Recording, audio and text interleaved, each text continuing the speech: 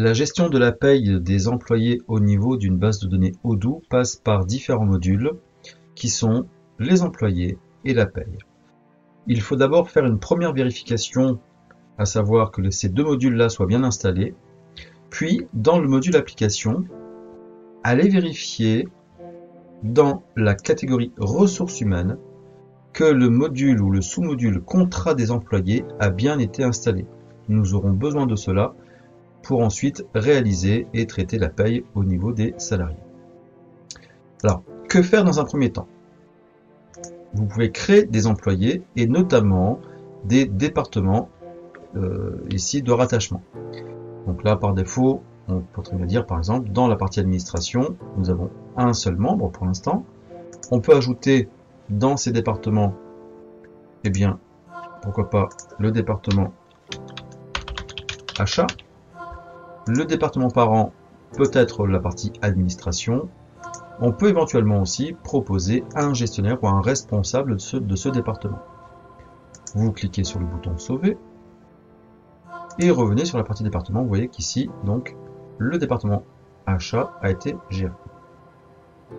Vous pouvez ensuite y associer des employés. Cliquez sur le bouton employé et maintenant, cliquez sur le bouton créer. Alors, par exemple, on va donc ici utiliser Arthur Guillaumet qui occupe le poste de responsable achat. On peut associer ici un numéro de téléphone professionnel, etc. Préciser le lieu de travail, effectivement si on le connaît. Ici, alors par défaut, ce qui est proposé c'est à 40 heures par semaine, mais on peut gérer dans la configuration de la paye le standard. Donc là ici on va positionner à 35 heures par semaine. On peut insérer des informations privées, notamment une adresse spécifique, et on aura besoin de cela de toute façon par la suite, dans la mesure où on en aura besoin pour la génération de la fiche de paie. Donc ici, l'adresse, on peut prendre par exemple 6 place de la Libération, voilà, ça c'est fait.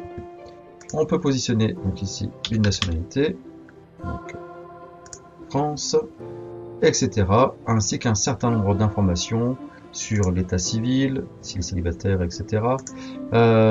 Si vous avez aussi la personne a des enfants, et ainsi de suite. Ainsi que le niveau, en fait, ici, d'enseignement. Paramètres RH, le type d'employé, ici, on est bien donc en termes de salarié. On peut associer effectivement l'utilisateur lié, donc la personne qui est associée, en fait, en termes d'identification, on va dire le responsable des achats, par exemple.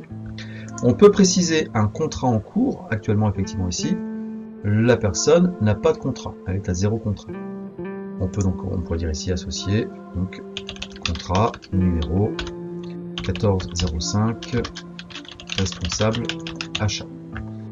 Comme il n'existe pas, on peut cliquer sur le bouton créer et il va nous proposer donc ici, eh bien, un certain nombre d'informations, notamment l'employé, donc l'employé qui est responsable, qui est concerné, donc ce sera, ce que l'on verra après, donc Arthur Guillaumet.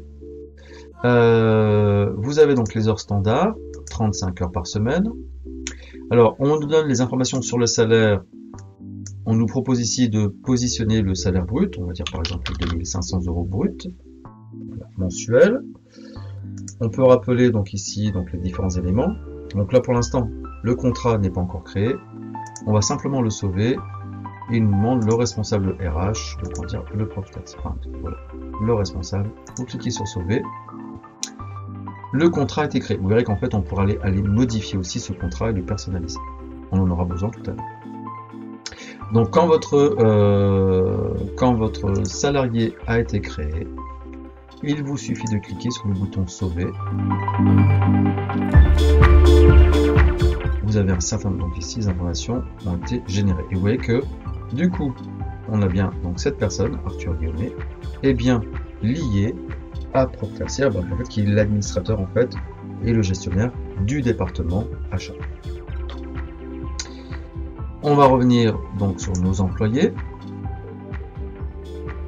Alors, au niveau du tableau de bord, donc sur les employés, maintenant que l'employé Arthur Guillaumet a été créé, vous voyez qu'en fait il y a un petit triangle qui va apparaître donc, au niveau de l'administration, donc qui est le département principal, on a les achats qui ne fait apparaître que notre employé qui vient d'être créé. Quand vous allez ensuite dans le menu employé, au niveau des contrats, donc vous avez le contrat donc, qui a été créé pour guillemets.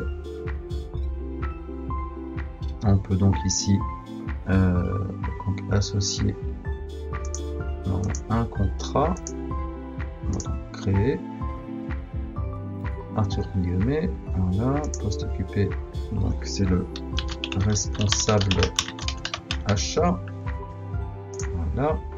Type de contrat, normalement c'est un CDI. On peut le créer. Le responsable RH, c'était donc notre responsable ici. Alors, apparemment il n'avait pas pris notre contrat tout à l'heure, donc on va le saisir maintenant, le salaire de 1500 € brut. Alors, contrat CDI guillemets, vous mettez donc le nom du contrat. Vous le positionnez en cours, sinon il ne va pas être appliqué donc, pour notre employé, et vous le sauvez. Donc là, effectivement, maintenant, vous avez un élément en cours, ça fonctionne. Ensuite, donc là, vous voyez que maintenant le contrat a bien été appliqué. Donc tout à l'heure, en fait, ça n'avait pas été enregistré. Alors, il va maintenant falloir aller dans le module paramètres, au niveau de la paie, pour pouvoir ensuite sélectionner les rubriques de cotisation des prestations. Alors pour cela, donc ici, paramètres, paye, et vous êtes dans les règles de paie. Alors, vous cliquez sur une localisation pour les règles de paie, et vous devez donc ici, eh bien, ajouter, installer la paye française. C'est nécessaire, sinon vous vous retrouverez uniquement avec 3 lignes de cotisation sur votre fiche de paie. Ce sera un peu embêtant quand même. Donc une fois que c'est installé, vous pouvez revenir donc sur le module de paie et vous pouvez donc déterminer une fiche de paie. Alors on va cliquer sur toutes les fiches de paie. Ici actuellement, bien sûr, il n'y en a pas.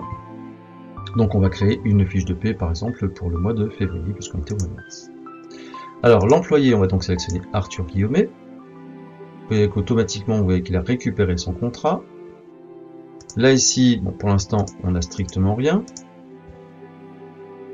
Par rapport à ça, mode de paiement, éventuellement on pourrait chercher.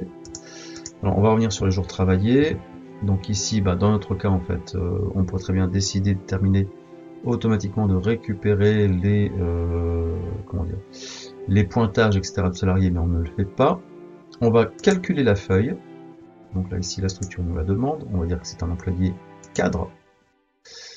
Donc là on a récupéré les éléments, donc là ici on est bien dans 14 jours, etc. C'était la période du mois de mars. On va revenir sur la période du mois de février, du 1er février donc au 28 février. Et automatiquement il a calculé ici. Alors en fait c'est parce que Guillaume avait été embauché normalement au mois de mars, donc ça va pas le faire. Donc on va rester au mois de mars. Donc du 1er mars jusqu'au 31. Alors dans ce cadre-là, il y a eu 14 jours travaillés et 9 jours non travaillés. Quoi qu'il en soit, on est quand même... Alors ici, il nous donne 161 heures. Pourquoi? Parce qu'en fait, c'est en fonction du nombre de jours travaillés. Dans le calcul ici, on n'a strictement rien, mais par contre, on peut calculer la fiche de paie. Et là, vous voyez que automatiquement, il est allé récupérer les règles de gestion de la paie française. Donc voilà ce que l'on a pour un employé cadre. S'il était employé non cadre, on sélectionne employé non cadre. En fait, on peut calculer à nouveau la feuille. Normalement, il nous régénère les éléments. Voilà. Donc une fois que c'est fait, créer cadre, on va calculer la feuille. Voilà. Votre fiche de paie pour l'instant, donc ici, on peut l'imprimer. On va obtenir donc ici, alors une fiche un peu particulière, mais le principal c'est la page d'information. Donc en fait, normalement, bon, bien sûr, vous auriez le logo avec le nom de l'entreprise. Vous avez au départ le cadre, on pourrait dire, du salarié avec le salaire de base. Et ensuite, vous retrouvez la liste des cotisations avec le salaire net. Voilà. Voilà ce que l'on peut avoir au niveau de la fiche de paie. Si vous souhaitez ensuite terminer votre fiche de paie, vous pouvez la sauver. en revenant sur les bulletins de paie, elle est donc précisée ici. Alors pour l'instant, elle est en indéfini, puisqu'en fait, elle n'a pas été calculée, enfin validée. Pour cela, vous pouvez créer un brouillon d'entrée. Ce brouillon d'entrée permettra de valider votre fiche de paie qui a été créée. Ouais, encore on revient ici, on est sur une fiche de paie avec les informations de base. Bon, voilà ce que l'on peut voir très rapidement sur la création des fiches de paie. Je rappelle par rapport à ça, pour gérer les fiches de paie, vous avez donc le module employé qui doit être créé, le module paye qui doit être installé aussi, bien vérifier que le module aussi ou le sous-module contrat des employés a été généré, sinon vous ne pourrez pas générer les contrats et donc déterminer ensuite les fiches de paie. Vous devez à minima avoir aussi pour les employés associer cet employé créé dans un département et également avoir au moins une adresse postale adaptée, en tout cas qui a été saisie dans l'employé. Ensuite, à partir de là, eh bien, vous pouvez générer au moins les fiches de paie standard, on pourrait dire. Après, dans les cas particuliers, c'est un peu différent.